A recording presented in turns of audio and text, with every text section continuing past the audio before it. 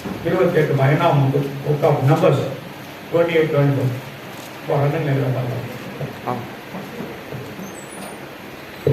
இந்த பிரகாரம் 7 நாள் அளவும் நாடேறும் கர்த்தருக்கு சுகந்த வாசனையான தகன பலி செலுத்த 7 நாளும் வார்த்தை எதுனால 7 நாள் அந்த 7 நாளும் என்ன பண்ணமா நாடோறும் கர்த்தருக்கு சுகந்த வாசனையான தகன பலியை செலுத்த கடவீர்கள் தினமும். அதனால தான் என்ன பண்ணுது, நிறைய சபைகள் என்ன பண்ணுது, சாதத்தோட சில பேர் வந்து முட்டி போட்டு ஜெபம் பண்ணிருப்பாங்க. அந்த ஒரு நாள் பண்ற அந்த தோத்திர பலி எத்தனையோ பலிகளை அது மேலே எடுத்துருப்போம் ஆலயத்துல வந்து. ஏன்னா இது ஒரு பட்டக சாலை, உங்களை ஆசீர்வதிக்கிற இடம் இது. அதனால தான் ஆலயத்துக்கு வாங்க மல்கியா 3:10 வாசிக்கும். என்னை சோதித்து பாருன்றாரு. என் ஆலயத்தில் ஆகாரம் உண்டாகும். போதும் மேல கொண்டு படிக்காது, எல்லாருக்கும் தெரியும். ஆகாரம் ஆசீர்வாதம், உனக்கு போஜனம். என்ன போஜனம்? வார்த்தையின் போஜனம், ஆகாரத்தின் போஜனம், நம்ம சரீரத்தின் போஜனம், ஆவிக்குரிய போஜனம், குடும்பத்திற்கு மனைவி கணவன் பிள்ளைகளுக்கு குடும்பமான வருமானத்தின் போஜனங்கள், சரீரத்தின் பலவீனத்தினால உண்டாகிற போஜனங்கள், எல்லா பொறியையும் நீ ஏறெடுக்க கர்த்தர் உன் குடும்பத்திற்கு அனுப்பினே இருப்பான். என்னுடைய ஆலயத்தில் என்ன உண்டு? ஆகாரம் உண்டு. நீ வந்தினா இது உள்ள உட்காந்து ஒரு 10 சோதனம் பண்ணி போனீங்கன்னா அதன் பிரதிபலன் உனக்கு முன்பாக வீட்டுக்குள்ள உட்காந்து.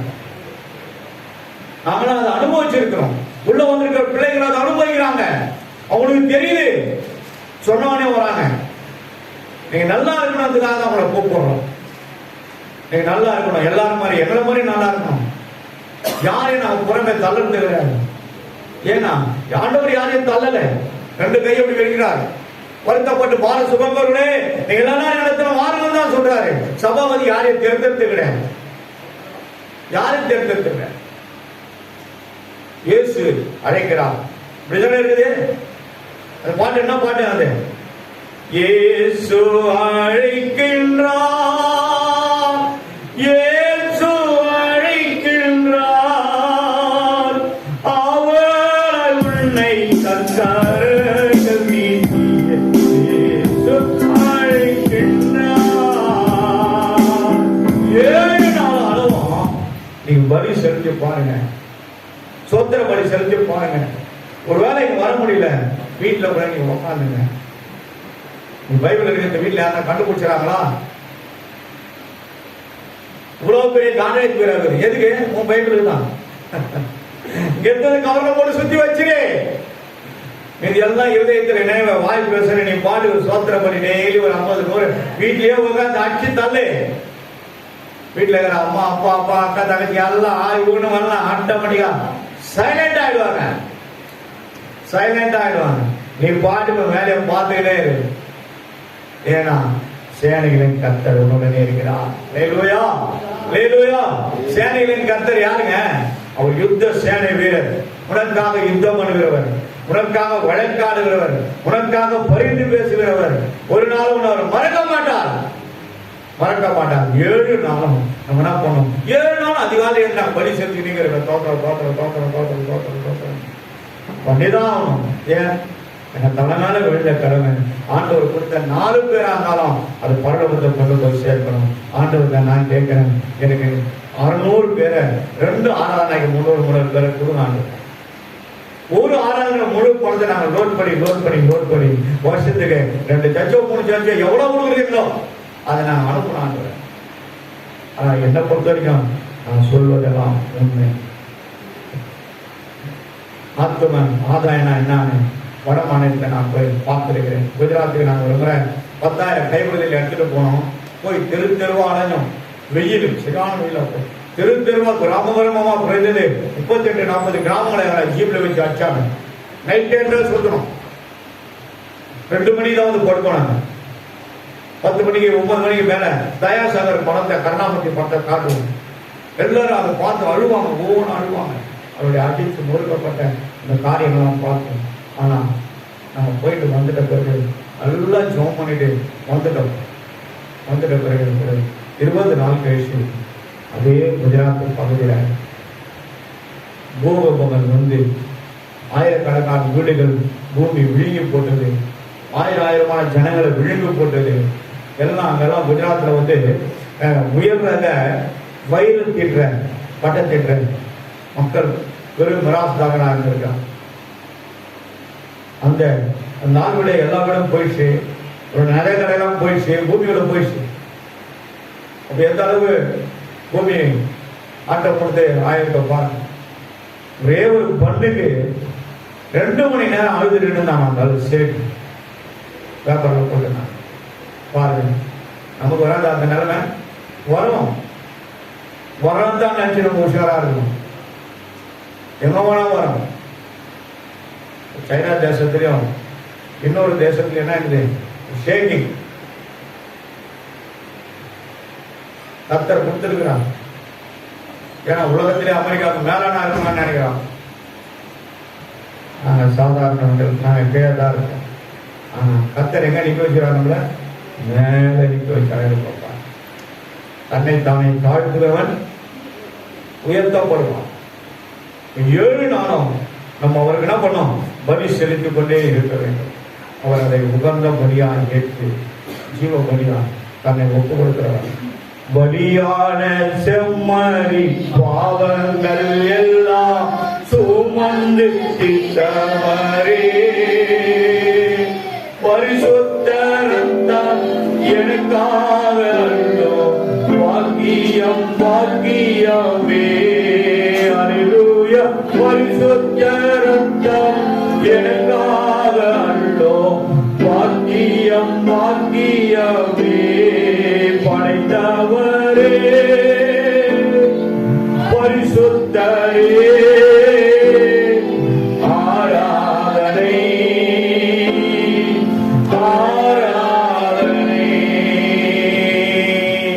அதே 8ஆம் புஸ்தகம் 29ஆம் அதிகாரம் 8-13 வரைக்கும் வாசிக்கலாம். கர்த்தருக்கு சுகந்த வாசனையான சர்வாங்க தகன பலியாக ஒரு காளையையும் ஒரு ஆட்டுக்கடாவையும் ஒரு வயதான பழுதற்ற 7 ஆட்டுக்குட்டிகளையும் அவைகளின் போஜன பலியாக எண்ணெயிலே பிசைந்த மெல்லிய மாவிலே காளைக்காக 10 பங்கையும் 10 பங்கு, அந்த ஒரு ஆட்டுக்கடாவுக்காக 2 பங்கையும் 7 ஆட்டுக்குட்டிகளில் ஒவ்வொன்றாக 10 பங்கையும் பாவ நிவாரண பலியாக ஒரு வெள்ளாட்டு கடாவையும் செலுத்தி பாவ நிவாரண பலியையும் நித்திய சர்வாங்க தகன பலியும் அதன் போஜன பலியையும் அவைகள் பான பலியாக அன்றி இவைகளையும் செலுத்த கடவீர்கள். 7ஆம் மாதம் 15ஆம் தேதி உங்களுக்கு பரிசுத்த சபை கூடும் நாளாக இருக்க கடவுது. அதில் சாதாரணமான யாதொரு வேலையும் செய்யலாகாது. 7 நாள் கர்த்தருக்கு பண்டிகை ஆசரிக்க கடவீர்கள். நீங்கள் கர்த்தருக்கு சுகந்த வாசனை உள்ள சர்வாங்க தகன பலியாகுவீர்கள். யாரு? நீங்கள். யாரு சொல்றாரு? நம்மளதாங்க சொல்றாரு. 7 நாள் நீங்க அவருக்கு பலி செலுத்திட்டீங்கன்னா நீங்க என்னமா அவருக்கு சர்வாங்க தகன சுகந்த வாசனை உள்ள பலியாய் மாறுகிறீர்கள். தேவன் நம்ம மீது எவ்வளவு அக்கறை வைத்திருக்காங்க. அவர் மீது நம்ம மீது வைத்திருக்க அந்த நேசம் கொஞ்சம் நஞ்சம் கிடையாது. தேவன் அன்பாகவே இருக்கிறான். அந்த அன்பை தவிர வேற ஒன்றும் இல்லை. அந்த கோபம் வந்ததுன்னா பிச்சு போட்டுருவான். நம்ம மீது எவ்வளவு நேசம் வைத்திருக்கிறேன் அந்த நல்ல ஆண்டவர் உன்னையும் என்னையும் ஆசீர்வதிக்கத்தான் அவன் உலகத்திற்கு வந்தான். உன்னையும் என்னையும் பாதுகாக்கத்தான், கீழே விழுந்து விடாதபடி நம்மளை காத்து கொள்ளதான் அவர் இந்த உலகத்திற்கு வந்தான். உலகத்திற்கு அவர் வந்தான். ஆகையினால 7 நாட்களும் சர்வாங்க தகன பலியாய் நம்மையே ஜீவ பலியாய் அவர் மாற்றுகிறார். தேவனோடு நாம் இருந்து நம் சோத்திர பலிகளையும் 7 ஆட்டுக்கடாக்களையும் அந்த இடத்துல பலி செலுத்தும் போது நம்முடைய பலியையும் கர்த்தர் அங்கீகரிக்கிறார். ஆனால் இது சபை கூடுதலை அன்னைக்கு விட்டு விடக்கூடாது. 7ஆம் நாளே அன்னைக்கு எல்லாரும் இதெல்லாம் பண்ணிட்ட பிறகு நம்ம என்ன பண்ணணும், ஆலயத்திற்கு வந்து விட வேண்டும். அதே தான் இன்னைக்கு அவருடைய ரத்தமும் அவருடைய சரீரமும் நமக்கு ஜீவ பலியாய் விற்கப்பட்ட அந்த சரீரத்தை உட்கொள்ளும்படியாய் நாம் இன்னைக்கு ஆலயத்தில் கூடி இருக்கிறோம். இந்த பரிசுத்த இது என்ன பலி? ஆண்டவருடைய பரிசுத்த ஜீவ பலியாய் தன்னை அர்ப்பணித்து ஒப்பு கொடுத்தவருடைய பலியை நாம் மேற்கொள்ள போகிறோம். கர்த்தருடைய பரிசுத்த நாமத்திற்கு மகிமை உண்டாகட்டும். இன்னொரு ஒரு வசனத்தை வாசிப்போம். என்னாகும் புத்தகம் 6ஆம் அதிகாரம் 21 24 வரைக்கும் அந்த 4 வசனத்தை படிக்குமா?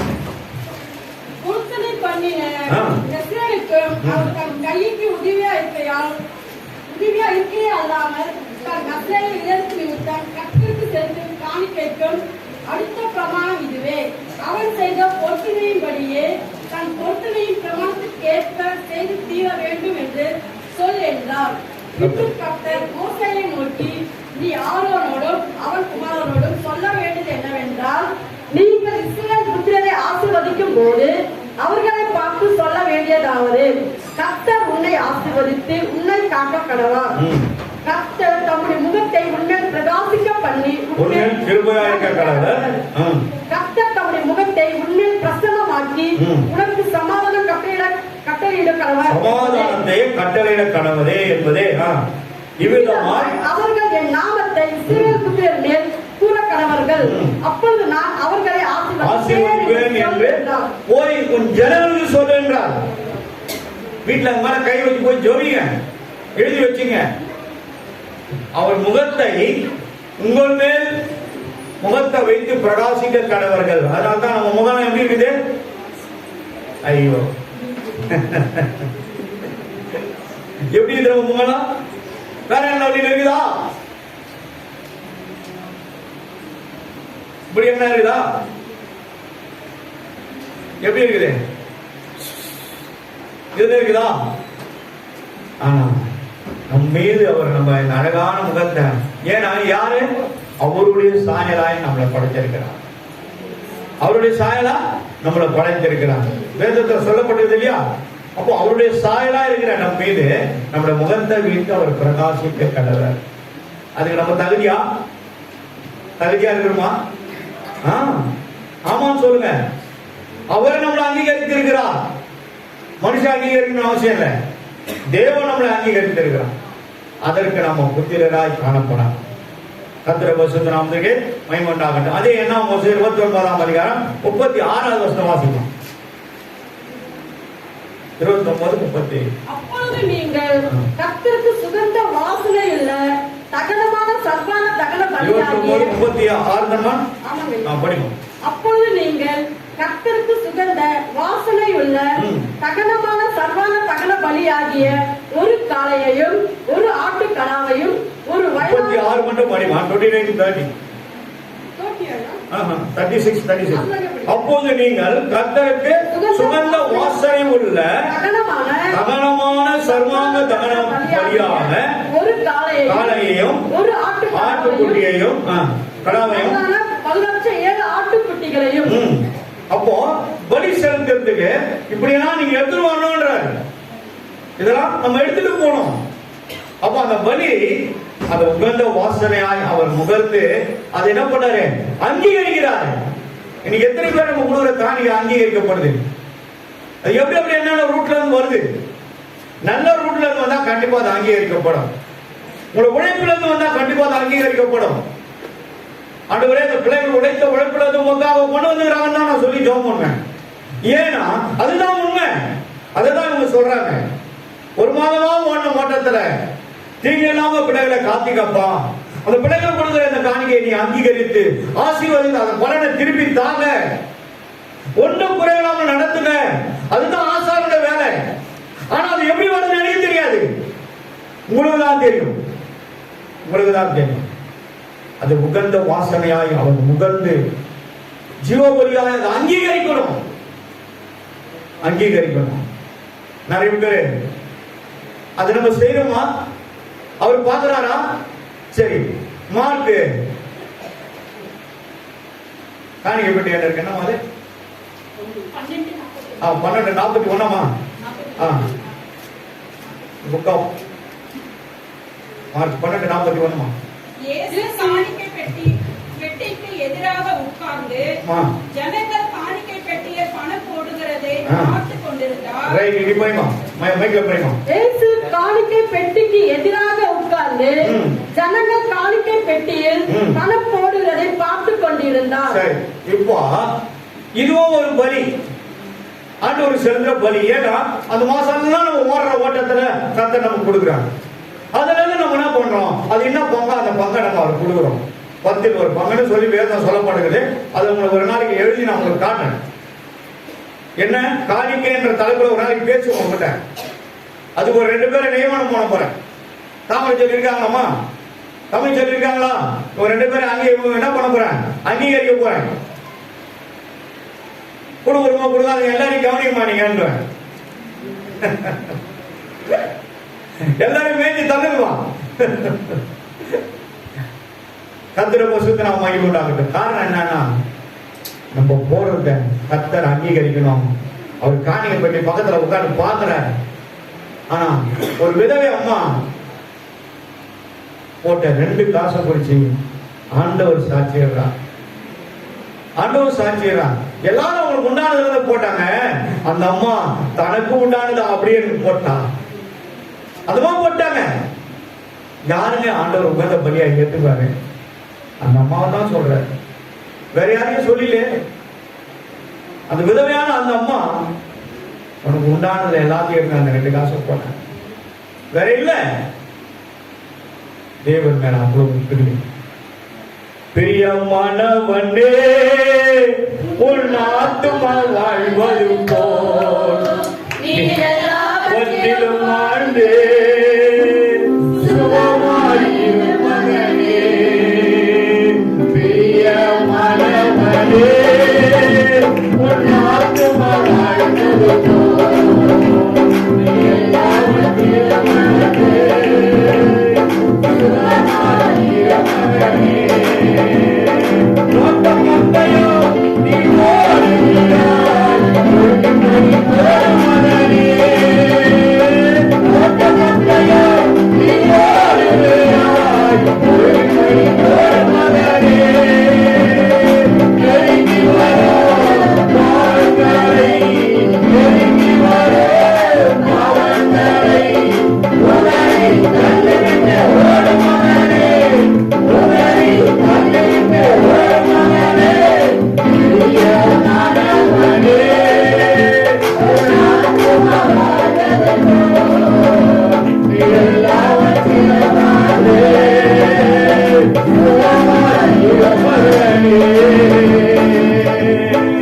நிறைய பேருக்கு தசமபாகம் செய்ய மாட்டேங்க.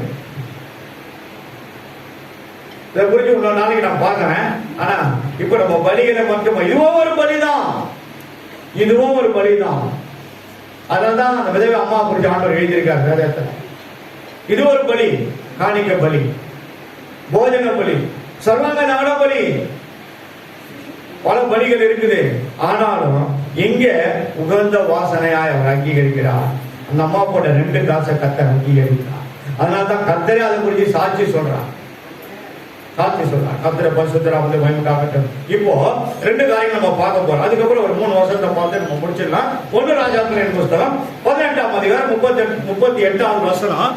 வானத்திலிருந்து அக்கினி யார் இருக்கிறாங்களோ அதுதான் உண்மையான ஜீவ உகந்த வாசனை உள்ள பலின்னு சொல்லி, கர்த்தரை அறியாத ஜனங்கள், இயேசுவை அறியாத ஜனங்கள், புறமதஸ்தர்கள், அவர்கள் நாங்கள் வணங்குகிற அந்த பாகாலினுடைய எல்லா காரியங்கள் தான் உண்மையான தேவன் என்று சொல்லி அவர்கள் முறையிடுகிறார்கள். அங்கே 450 பேர் நிற்கிறார்கள். இதற்கு நடுவில் 250 பாகாலின் தீர்க்கதரிசிகள் நிற்கிறார்கள். ஒரே ஒரு மனிதனாய், தனி மனிதனாய் எலியா மட்டும் நிற்கிறார். உங்க தெய்வம் உண்மைன்னு நீங்க சொன்னீங்கன்னா நீங்க இப்படி செய்யுங்க, என் தெய்வம் உண்மைன்னு சொன்னா நான் இப்படி செய்யறேன்னு சொல்லி சொல்லுவாரு. அப்ப நீங்களே முதல் செய்யுங்க. பெரிய என்ன பண்றாங்க, அதெல்லாம் வாரி போட்டு ஒரு மேடையை பலிபடுத்த கட்டுறாங்க. கட்டிட்டு ஒரு காளையை வெட்டுறாங்க. 2 பேரும் ஒரே விதமான காளையை கண்டுபிடிக்கிறாங்க. எடுத்து எதுவும் வச்சு காலை சந்து சந்தா வெட்டுறாங்க. சின்ன சின்ன துண்டு வெட்டி அது மேல அடைக்கிறாங்க. அடைக்கிட்டு இவங்க என்ன பண்றாங்க, காலையில இருந்து சாயந்தரம் வரைக்கும் கூப்பிடுறாங்க. அந்த 18ஆம் அதிகாரத்தை வீட்டில் போய் படிச்சு பாருங்க. எலியா அவர்களை பார்த்து கிண்டல் பண்றார். படிமான வசந்த பாரு. மத்தியான வேளையிலே எலியா அவர்களை பரியாசம் பண்ணி உரத்த சத்தமாய் கூப்பிடுங்கள். பரியாசம் பண்றாருன்னா கிண்டல் பண்றார். கிண்டல் பண்றார். பரியாசம் பண்ணி மத்தியானம் ஆயிடுச்சு, காலையில இருந்து கத்துறாங்க, கத்திகளை எடுத்துக்கிறாங்க, அந்த இரும்பு செயினா எடுத்து அடிச்சுக்கிறாங்க. அதை தான் என்ன பண்ண உணர்த்த ஆளு ஜூலா அவன் பாத்தீங்கன்னா. ஆனா இங்க என்ன பண்றாங்க, நிறைய பேரு ஓடுறாங்க. என்ன ஓடுறாங்க சொல்லுங்க, பாருங்க சொல்லுங்க, சொல்லுமா சொல்லுங்க. சொல்லி மூடுவாங்களாமா நைட்லாம் என்ன செஞ்சு என்னமா கரெக்ட், அதான் கரெக்ட். இன்னும் பேரு இன்னும் சொல்லி கத்தின்னு ஓடுவாங்கம்மா. மைக்கை மாரி அம்மா கேட்டாதான் தெரியும். பொம்மியம்மாவுக்கு தெரியுமா? சத்தியானிச்சம்மா தெரியுங்களா உங்களுக்கு? சொல்லுங்க தெரியாதா? பொம்மியம்மா தெரியாது சொல்ல மாட்டேங்குது. இன்னும் சொல்லுவாங்கம்மா சத்தியன்னு மசாலா கூட என்ன கிரிஜாமா கரெக்டா? மசாலா கூட என்ன கத்தி மூடுவாங்க. அன்னைக்குதான் கண்டுபிடிச்சு பாருங்க. அன்னைக்குதான் கத்தினா அந்த சட்டையை எடுத்து மூடுவாங்க. பின்னாடி தூணுங்களும் கத்தின்னு துண்டை எடுத்து ஒன்று கண்டிப்பா கொடுத்தாங்க சாமியார் பேர். அது தலை தெரிக்க ஓடும். அசல் தாவி எடுத்து அப்படியே போட்டு மாலையெல்லாம் போட்டு காலில் வர சனி கேட்டுருக்கோம். எவ்வளோ சீக்கிரம் பசங்க போட்டு வச்சுட்டு போயிட்டு டைட்டா போயிட்டு பார்த்துவோம். பயம் இப்ப பயப்படுமா? பாத்துருவோம் அப்படின்னு போச்சு. அப்ப வேற இப்ப வேற அறியாத நாட்கள் கத்திர சோதரம் இப்படி சொல்லி உங்களெல்லாம் கிண்டல் பண்றது இல்லையா? அவன் என்ன பண்ணுவான், அலுவலா போயிருப்பான்பா, எங்கேயாவது வேலையா போயிருப்பான். நீ ஏன்பா அவனை தேடிக்கிற? இல்லன்னா எங்கேயாவது பிரயாணம் பண்ணிருப்பாப்பா, வழியில பிரயாணம் பண்ணுவான். படிமா எல்லாரும் கொஞ்சம் பாருங்க. அந்த வசந்த எடுங்க. 1 King 18 எடுங்க. ஒரு ராஜாக்கள் புத்தகம் 18ஆம் அதிகாரம் 27 படிக்கிறாங்க. கொஞ்சம் கவனிங்க. பேஜ் நம்பர் என்னமா? 455மா. இப்பதாமா பிடிக்க முடியும். ரைட். அவன் தேவனாமே அவன் தியானத்தில் இருப்பான் அல்லது அலுவலாய் இருப்பான். எங்கேயாவது வேலை வெட்டி போயிருப்பான் பாவன், அல்லது பிரயாணம் போயிருப்பான், வண்டியில மாட்டு வண்டியில பிரயாணம் போயிருப்பான் பாவன், அல்லது தூங்கினாலும் தூங்குவான், மரத்தில் எங்க தூக்கிட்டு இருப்பான்பா. அவனை எழுப்ப வேண்டியது அவனை ஏமா நீங்க போய் எழுப்புறீங்க? எப்ப எழுப்பினாலும் எழுத மாட்டான் அவன். அப்புறம் அவ்வளவுதான். மத்தியான வேலையை சென்ற பிறகு செலுத்தும் நேரம் அந்த நடுவான மத்தியான வேலை செலுத்தும் போனா முடிஞ்சு போச்சு. அப்புறம் சன்னதம் சொல்லிக் கொண்டிருந்தார்கள். ஆனாலும் ஒரு சத்தமும் பிறக்கவில்லை. ஒரு சத்தமும் வரல. ஏன்னா உள்ள என்ன இருந்தா தானே உயிர் இருந்தா தானே சத்தம் வருது. மூக்கு இருந்தா போகாது, கண் இருந்தா பார்க்காது, காது இருந்தா கேட்காது, வாய் இருந்தா பேசாது. சங்கீத புத்தகம் தெரியுதா இல்லையா? இருக்குது, எல்லாம் இருக்குது. அதனாலதான் சொல்றேன், இருக்குது. அப்புறம் மறு உத்தரவு கொடுப்பாரும் இல்லை. அங்க பாருங்க, நீ என்னதான் பீரிங்க வச்சு காதுல ஒவ்வொன்னு அடிச்சுனா கூட மறு உத்தரவு உள்ள இருந்து வெளியே வராது. கைய இவன் அடிச்சுட்டு போக வேண்டியதுதான். அவன் செஞ்சுன்னு உட்காரப்பா கொண்டோம். அல்லேலூயா, அல்லேலூயா. ஜீவனுள்ள தேவனே வரோ, ஜீவ பாதையில நடந்தோ, ஜீவ தண்ணி ஊற்றிலே, ஜீவனே எங்களை நடந்தோ. ஐயா ஜீவ தண்ணி ஊற்றிலே, ஜீவனே எங்களை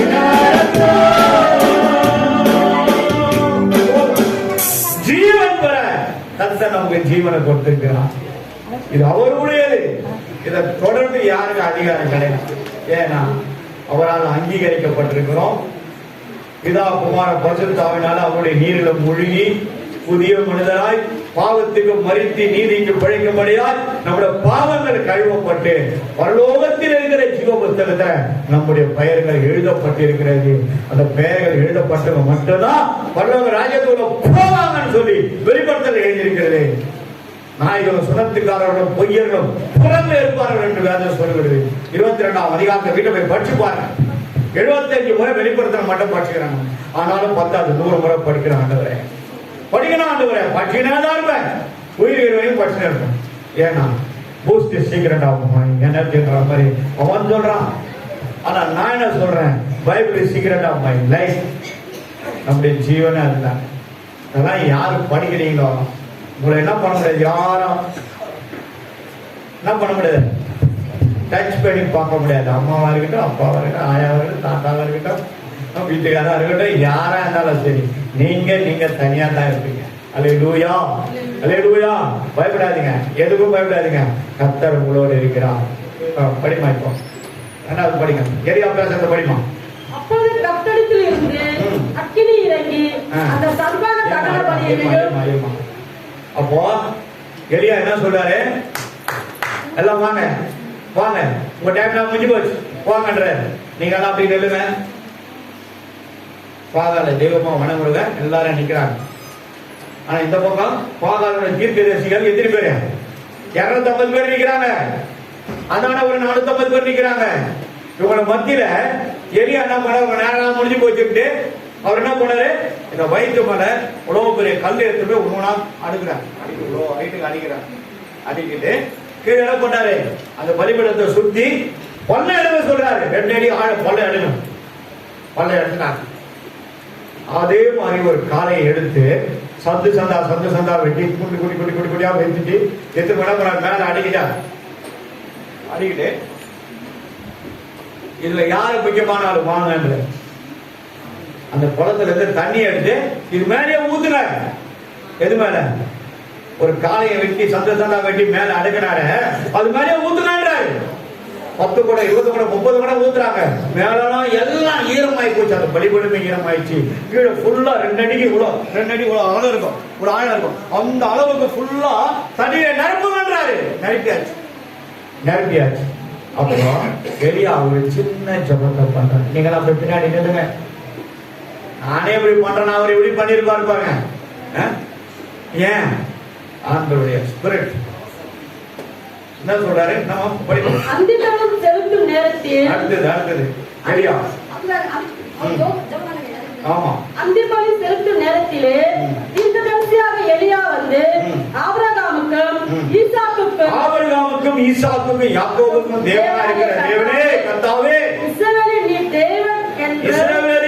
தேவன் என்று நான் உம்முடைய ஊழியக்காரன் என்று நான் இந்த காலையில எல்லாம் உம்முடைய வார்த்தையின்படியே செய்தேன் என்று. உம்முடைய வார்த்தையின்படி தான் அதெல்லாம் செய்தேன். நீங்க சொன்னதான் நான் செய்தேன், அதுக்கு தான் அனுப்புறீங்க என்று சொல்லி இன்றைக்கு விளங்கம் பண்ணும்படியாய் கர்த்தாவே தேவனாகிய கர்த்தர் என்று தேவரீர் தங்கள் இதயத்தை மறுபடியும் திருப்பினீர் என்று இந்த ஜனங்கள் அறியும்படிக்கு, இந்த ஜனங்கள் பார்க்கும்படிக்கு என்னை கேட்டருளும் 2 முறை சொல்றாரு. என்னை கேட்டாரா, என் ஜபத்தை கேளுங்க, என் ஜபத்தை கேளுங்க. சின்ன ஜபம் தான், ரவுண்டு கட்டி அடிக்கலைங்க எலியா. நம்மால ஜபத்தை ஆரம்பிச்சானா 7 வரைக்கும் போயிடுவாங்க. தீவிரம் ஜபத்தை, தீவிரவாதிக்கு நம்மால. ஆனா சின்ன ஜபத்தை சொல்றாரு, என்னை கேட்டவரும். பிதா கிட்ட இயேசு ஒரு ஜபம் பண்றாரு. வீட்டுல போய் படிச்சு பாருங்க. எங்க இருக்குது? எங்கம்மா இருக்குது? யோவானுக்கு 11 வீட்டுல போய் பாருங்க. நீ என்னோடு எப்பவும் இருக்கிற சத்தத்துக்கு செவி சாகிறேன். அதனால நான் இதை சொல்றேன், இந்த ஜனங்கள் அறியட்டும். லாசருவே வெளியே வந்த சின்ன ஜபம். லாசர் வந்தாரா இல்லையா? கலர் திறக்கப்பட்டதா இல்லையா? வந்து தீங்கு போடுறேன்னு வெளியே வந்துட்டார். அப்போ என்னோடு இருக்கிற என் சத்தத்தை கேட்கிறேன்னு சொல்லி எலியா சொன்ன அந்த ஒரே வார்த்தையில வானத்திலிருந்து அப்படியே அக்கினி இறங்கின உடனேயும் அந்த சர்வாங்க தானப்படி எல்லாம் என்ன பண்ணுச்சு, எரிச்சு எல்லாம் கரிகரியாய் உண்டானது போயிடுச்சு. அங்கீகரிப்பு வந்தான், சுகந்த பொடியா ஏற்றுக்கொள்ளுது. அங்கீகரித்து கீழே தண்ணீரெல்லாம் என்னாச்சு, நாவுனால நக்கி போட்டது. அப்போ அதை பார்த்தவங்களுக்கு எல்லாம் ஒரே ஆச்சரியமாயி கீழே ஊட்டானுங்க, கீழே உழுந்துட்டாங்க. ஏன் உழுந்துட்டானுங்க? அது தாங்க உண்மையான கடவுள் என்று சொல்லி என்ன பண்ணானுங்க, தன்னை அர்ப்பணித்து உழுந்துட்டானுங்க. எலியாவின் தேவன் நம் தேவன், வல்லமையின் தேவன் நம் தேவன். எலியாவின் தேவன் நம் தேவன்,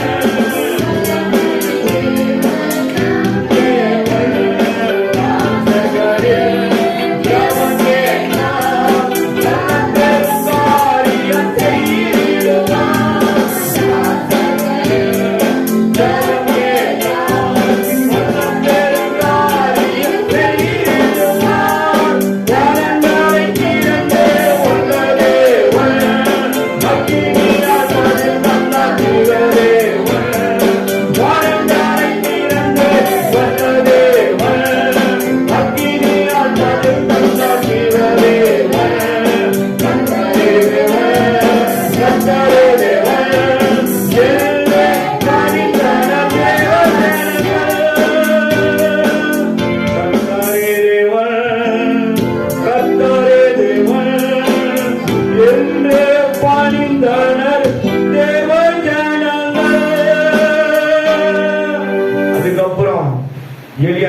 பண்ணார் தெரியுங்களா?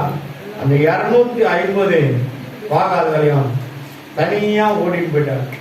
ஒரே மனுஷன் 300 நிறைய குச்சி வால்ல நெருப்ப கட்டினான் ஒருத்தன். யாரு? 1000 பேரை ஒரு கழுதைய வாயை கிழிச்சு இந்த பக்கம் இருக்க தாடை இறந்ததுக்கு 1000 பேரை கொண்டு போட்டாங்க. 300 நிறைய கத்தனவனும் அவன் தான், இவனும் அவன் தான். அதுக்கப்புறம் வீட்டு கதவை தலை மேல பொழந்து தூக்கிட்டு போய் 100 பேருக்கு மேல கொண்டு போட்டு 30 பேரோட துணியை குச்சி எடுத்து வந்து அவனுக்கு செவட்டி அடிச்சான். அவனும் யாரு? இவனே தான். காரணம் என்ன? பரிசுத்த ஆவியானவர் அவன் மேல் பலமாய் இறங்கினார். அங்க காட்டப்படுகிறது, இங்க காட்டப்படல. ஆனா தன் கரத்துல எடுத்து கத்தி எடுத்து மேலான கீரிங்க ஆட்டம் போட்ட இதே கத்தி எடுத்து அந்த 250 பாகாலின் தீர்க்கதரிசிகளை எல்லாவற்றையும் கொன்று போட்டார். கரங்களை தட்டி ஜோரா தட்டுங்க. இப்போ முடியுமா? இப்போ முடியுமா? என்ன பண்ணுவாங்க? நம்மள பீஸ் பீஸ் ஆகிடுவாங்க. ஆனாலும் ஆவினால முடியும், ஆவினால முடியும். அதனால தான் என்ன பண்றோம்? அநேகரை விடுதலை ஆக்கி கொண்டு வரும். இதுதான் ஆண்டவர் நம்ம மேல வைத்திருக்கிற அபிஷேக தைலம். அல்லேலூயா. ஒரு 3 வார்த்தை சொல்றீங்க, நீங்க எழுதிங்க. 1 யோவானுக்கு எழுதின புத்தகம் 1ஆம் அதிகாரம் 29, 36 2 வசனத்தை பாத்தீங்கன்னா, இந்த உலகத்தின் பாவங்களை சுமந்து இருக்கிறது தேவ ஆட்டுக்குட்டி இதோ போறாருன்னு சொல்ற. தேவ ஆட்டுக்குட்டி. ஏன்னா பாவங்களை சுமந்தவர் தான் ஜீவ பலியாய் தன்னை ஒப்பு கொடுத்தார். அதே போல 53ஆம் அதிகாரம் ஏசியா தீர்க்கதரிசி புத்தகம் 2-7 வரைக்கும் அதே காரியங்களை சொல்லுகிறது. அவரை சிலுவையிலே தன்னை ஜீவ பலியாய் ஒப்பு கொடுத்தார். சங்கீதம் 51:17 சொல்லுது. படிக்காதீங்க, நான் சொல்றேன். இந்த எல்லா பலிகளை காட்டிலும் உகந்த உயர்ந்த உகந்த மேன்மையான பலி எதுனா என்ன பலி? நொறுங்குண்ட பலி. படிமா, அது படிமா. Mic mic mic mic. தேவன் கேட்கும் பலிகள் நொறுங்குண்ட ஆவிதான். தேவனே நொறுங்குண்ட. அப்போ தேவனுக்கு ஏற்ற பலி என்ன பலி? பிறர் மீது கரிசனை உள்ளது. அந்த ஆத்மாவை குறித்து கரிசனை உள்ளது. நொறுங்குண்ட பலி. ஏன்னா ஐயோ இந்த குடும்பம் இவ்வளோ வேதனை அடைகிறாங்க, கண்ணீர் விடுறாங்க, குடும்பமா இருக்காங்க, சாதத்தில் இருக்காங்க, இவரை யாரும் மீட்பது? ஆண்டவரே என்னுடைய ஜெபங்கள் அந்த வீட்டுக்குள்ள போகாதா என்று சொல்லி அவர்களை வீட்டு எடுக்குது பாருங்க. நெருக்கடிக்கு சொல்ற வீட்டுக்கு பக்கத்துல இருக்காங்க, அந்த ஃபேமிலி எப்படிமா ஆயத்தமா இருக்காங்க, ஆண்டவர் எனக்கு காட்டுறாங்க. நேரா போமான மரகதமா குடும்பம் அத்தனை பேரை நானும் அந்த பிள்ளைக்கு உதவி செய்யுது. பாண்டியன் ஐயா கூட அதே மாதிரிதான். ஒரு முறை பார்த்துட்டு வந்து என்கிட்ட சொன்னாங்க. அதுக்கப்புறம் நான் சொன்னேன், ஒரு முறை எட்டு வாங்க. அதே மாதிரிதான் நம்ம நிர்மலா சேர்ந்த தமிழ்ச்சொல்லி போய் அவங்களை அப்ரோச் பண்ணி பார்த்து பேசி ஜெபம் பண்ணி அதுக்கப்புறம் கர்த்தர் அவரோட ஒரு கருத்தை கொடுப்பாருமா, கண்டிப்பா செவிப்போமா. இங்க வந்த பிறகு பூர்ணிமா இருக்கியம்மா, எங்க உட்காந்துங்கிற? ஏது இல்லம்மா, எங்கம்மா பிரியாணி இருக்கீங்களா? எங்க இருக்கீங்க? ஏது நெல்லுங்க, உங்களதான் சொன்னேன். ஏது நெல்லுங்க. சரி, கரங்களை தட்டு ஜோரா தட்டுங்க. பூர்ணிமா பூர்ணிமா மாதிரி அவங்க அம்மாக்காகவும் செவிங்க. அதுதான் நொறுங்குண்ட பலி. ஒரு குடும்பம் அழிஞ்சு போதுனா அழிவதை கர்த்தர் பார்ப்பது அல்ல, அந்த நொறுங்குண்ட பலி வாரி செலுத்துக. அவங்க மேல உள்ள கரிசனை தான் ஆண்டவர் நம்ம கிட்ட எதிர்பார்க்கிற அந்த பலி. அந்த பலி யாருக்கு? தேவனுக்கு ஏற்கும் பலி. அது நல்லா கவனிங்க. நீங்க ஒரு ஆத்மாவை பிடிச்சு அதை நல்வழி படுத்தி உள்ளே எடுத்துட்டு வந்தீங்கன்னா ஆண்டவர் விரும்புகிற அதுதாங்க உண்மையான பலி. ஜோரா தட்டுங்க, ஜோரா தட்டுங்க. உண்மையிலே சொல்றேன், உங்களுக்கு ஆண்டோட ஸ்பிரிட் இருந்ததுன்னா கண்டிப்பா நீ செய்யணும். ஏன்னா நரகத்துக்கு ஓடுற வழியில ஒரு மனுஷனை போய் இழுத்துட்டு வந்து உள்ள வந்து காயங்களை கட்டி அவர்களுக்கு நல்ல ஆகாரத்தை கொடுத்து வேதத்தின் சத்தியங்களை கொடுத்து அவர்களை ஆயத்தப்படுத்திருந்தாங்க உண்மையான ஜீவ பலி. அல்லேலூயா, அல்லேலூயா. கர்த்தர் பரிசுத்த நாமத்துக்கு மகிமை உண்டாங்க. எல்லாம் கண்ண நம்ம எல்லாம் கடன் பண்ணுங்க. ஒரு விஷயம் ஜெபம் பண்ணிட்டு ஆண்டவருடைய திருப்பதிக்குள்ள போறோம். பிதா குமார பரிசுத்த ஆவியானவரால பாவத்துக்கு மறித்து நீதிக்கு பிழைத்து சத்தியத்தில் இருக்கிறவங்க மட்டும் ஞானத்தான கட்டு மட்டும் நீங்க உங்களை நான் பின்னாடி தான் உட்கார சொல்றேன். பின்னாடி உட்காருங்க. மற்ற யாரும் எழுந்து போவாதீங்க. எல்லாம் உள்ள கலந்து கொள்ளுங்க. கர்த்தர் உங்களை ஆசீர்வதிப்பார். நீங்க ஆண்டவர்கிட்ட கேளுங்க, ஆண்டவரே என் பாவத்தை மீறுதல் கர்த்தர் மணியாயத்தில் மன்னிங்க, என்னை மன்னிங்கப்பா, என்னை பரிசுத்தப்படுங்க, குடும்பத்தை பரிசுத்தப்படுத்துங்க.